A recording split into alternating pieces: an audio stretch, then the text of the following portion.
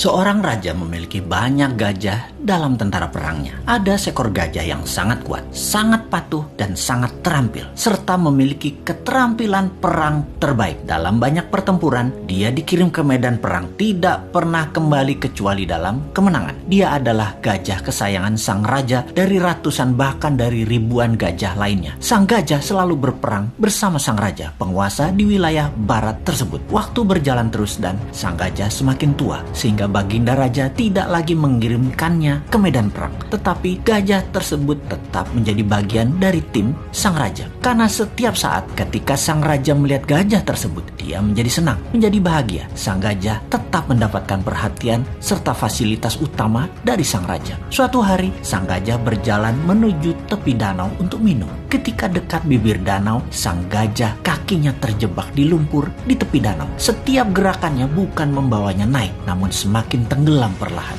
Dia terus berusaha, namun dia tetap tidak bisa mengangkat kakinya dari lumpur. Beberapa orang melihat usaha sang gajah dan tahu bahwa gajah tersebut dalam masalah besar dari nada suara teriakan belalainya. Dan berita ini pun tersebar cepat sampai akhirnya ke telinga sang raja. Semua orang panik karena tahu gajah ini kesayangan raja. Raja pun bergegas ke lokasi. Melihat gajah tadi terus tenggelam perlahan tanpa daya, sang raja memerintahkan semua orang di sekitar membantu mengangkat gajah tersebut. Mereka menggunakan berbagai cara untuk mengangkat gajah tersebut, namun tetap tidak bisa terangkat.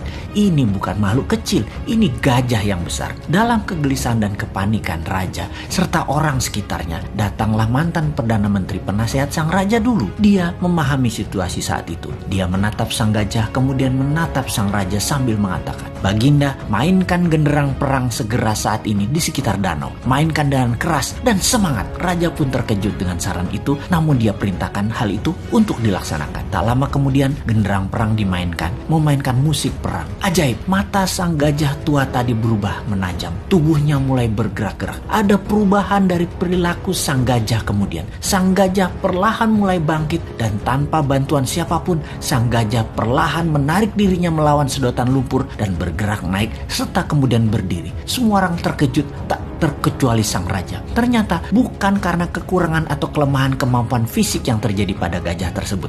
Yang dibutuhkan hanya suntikan semangat dari dalam. Dan ketika hal itu didapati, semuanya terselesaikan masalah apapun yang dihadapi. Untuk mempertahankan semangat dalam diri, sangatlah perlu sahabat semua mempertahankan tujuan hidup ke depannya di dalam pikiran bawah sadar kita. Dan jangan pernah ada rasa kalah atau menyerah dalam diri kita. Sahabat, mengapa saya menceritakan hal ini? Di saat pandemi saat ini, di waktu yang berat seperti saat ini, di saat ketidakpastian menghadang di depan, kita semua harus terus menyuntikkan semangat di dalam diri serta orang-orang di sekeliling kita. Pastikan kita semua punya visi dan misi yang jelas, purpose of life, dan semangat yang besar tadi. Pastikan ada genderang perang selalu menyala dalam diri Anda. Kita harus terus bersemangat untuk selalu sehat, makan makanan yang bergizi, selalu bersama orang yang membawa diri kita ke atas, penuh cinta dan penuh tawa. Pastikan kita berhenti menyalahkan keadaan seperti ini. Juga pastikan masalah yang terjadi saat ini yang memperlakukan kita negatif seperti saat ini tidak perlu ditakuti. Banyak hal indah dan besar terjadi di sekeliling kita. Ada solusi atas apapun masalah yang terjadi saat ini. New Mind salah satu solusinya. Dan tak lupa, selalulah bersyukur atas apapun yang kita terima, bersyukur atas apa yang terlepas, dan bersyukur atas apa yang akan kita peroleh.